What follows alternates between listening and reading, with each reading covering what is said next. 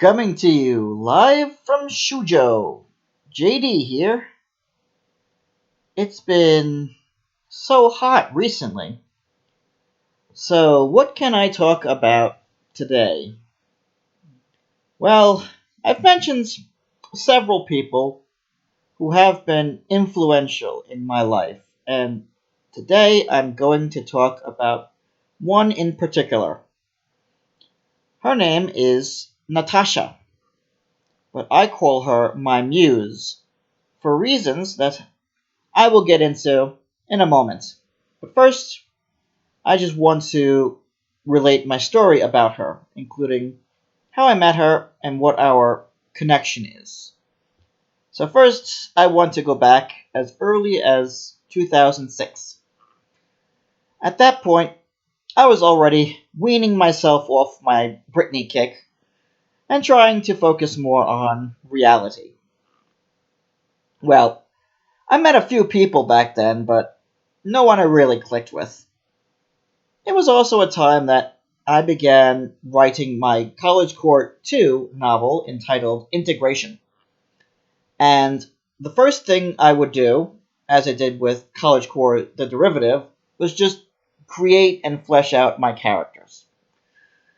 I already kind of had a plot that I wanted to go with in the story, but I needed what I consider the quirkiest college character tropes.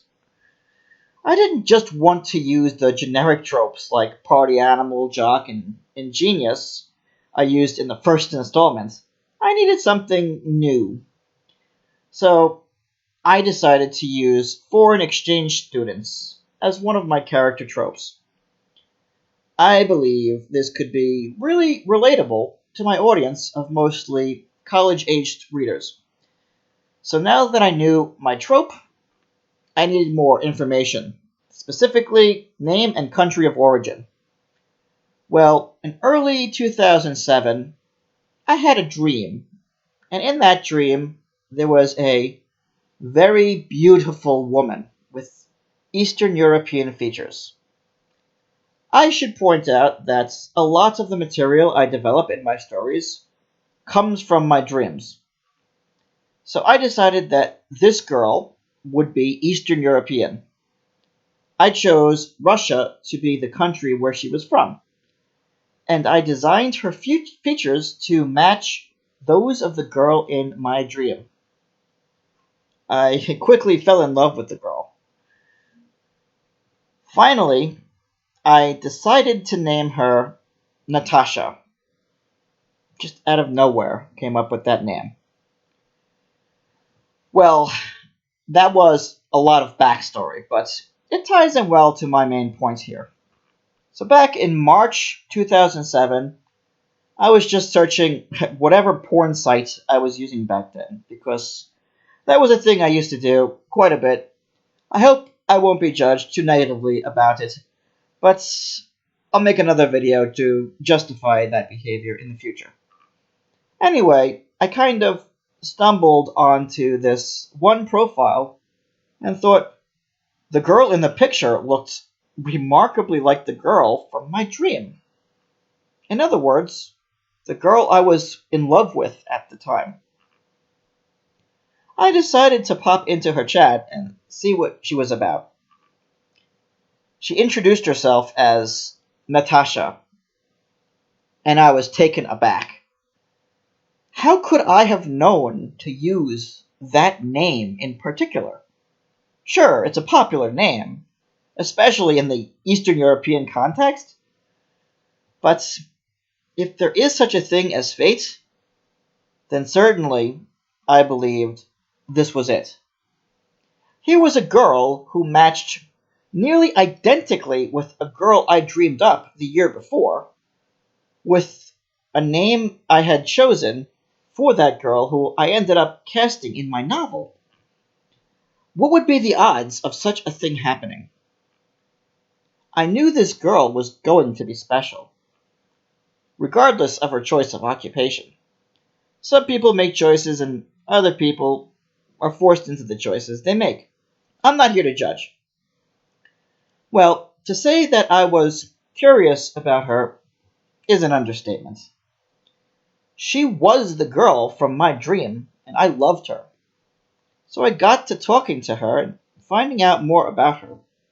And while we lived completely different lives, there was just so much that we connected about. For the first time in my life, I was able to completely open up with someone. I tried before, but never got quite that far. Granted, we only had the internet, and she lived in Russia on the other side of the world. And back then, I had no plans for travel. It was because of her that I wanted to travel. And my older brother had just moved to England, so I prepared my travel documents later that year. As I mentioned in previous videos, 2007 was also the year of the financial crisis in America. But at that time, I paid very little concern. I wanted to travel to Russia to meet this girl, Natasha, in 2008, and hopefully start a relationship with her. Sure, we engaged in some eroticism online, but that wasn't my motivation for meeting her.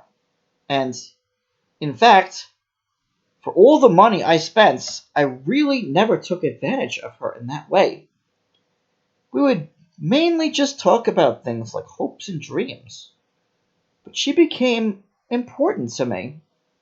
And all throughout 2008, and even in 2009, my writing improved dramatically.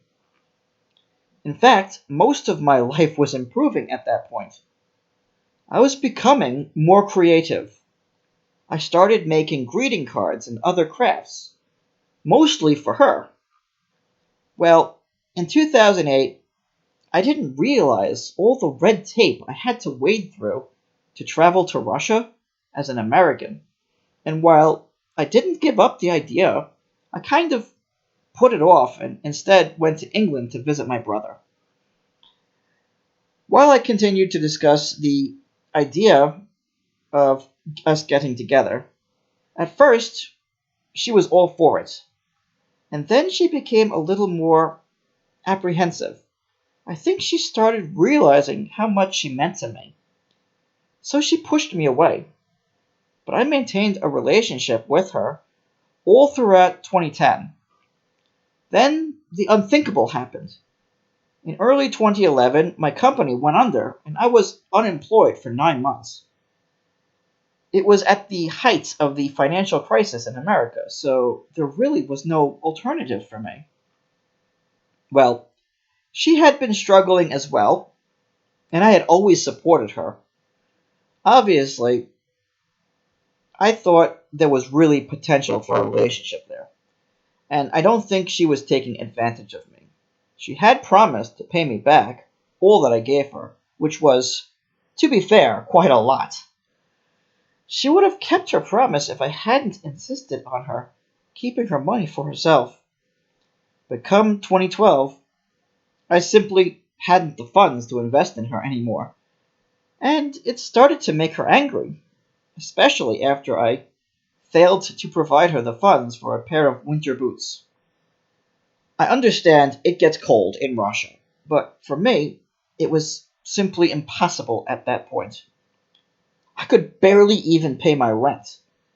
And from that point on, it was just argument after argument. Not to say that she was a gold digger. She always argued that she would be able to pay her own way. She just needed a little support from time to time. She was always an independent woman, and incredibly beautiful, so that she could have gotten any man she desired. That was for sure. She didn't need me like I needed her, and that was a huge problem for our relationship. I was entirely 100% devoted to her, and that I stand behind. I would never have cheated on her or caused her problems. It just happened that I had gotten into a bad situation and I couldn't be as supportive as I wanted to be. So, in the end, I decided that it would be best for her to find someone who could have been more supportive. And I asked her to make a promise. I wanted her to find the best man to take care of her and get married. Because at that time, I couldn't be that man. And in return, I would go to South Korea and teach English. Well, I guess I didn't really keep my end of the deal, but I did end up in China. After that, our relationship basically ended, and we only talked infrequently. I maintained limited correspondence with her until about 2015, when we stopped talking completely. This was mostly because Yahoo closed its Messenger app. And that is where our story ends. I still think of her all the time and wonder if things could have been different. Maybe we could have ended up together and had a wonderful future together. I am still mostly devoted to her. During the years 2008 and 2009, I had written many stories, especially Dreamweaver, and I dedicated all my stories to her, which is why I consider her my muse. I do believe that I was at my most creative when I had her in my life, and after I lost her, I lost a part of myself. I was no longer as creative as I had been, and have been struggling to write decent prose. Well, that is the outcome. But Natasha remains my soulmate and my muse. So, how did she influence my life? For one thing, I moved to China because of her. Also, I started two, albeit failed, businesses because of her, and that cost me just about all the money I had at that point. For the first time since I started my university, I was happy. Granted, that happiness only really lasted a few years. There was nothing I wouldn't have done for her. And that is my story for today. Hope you enjoyed it, and if you would like, feel free to like, share, subscribe, and comment. I really appreciate it. Also, if you can, please support me on my Patreon. Link in the description. Thank you again for your time, and I'll see you next time.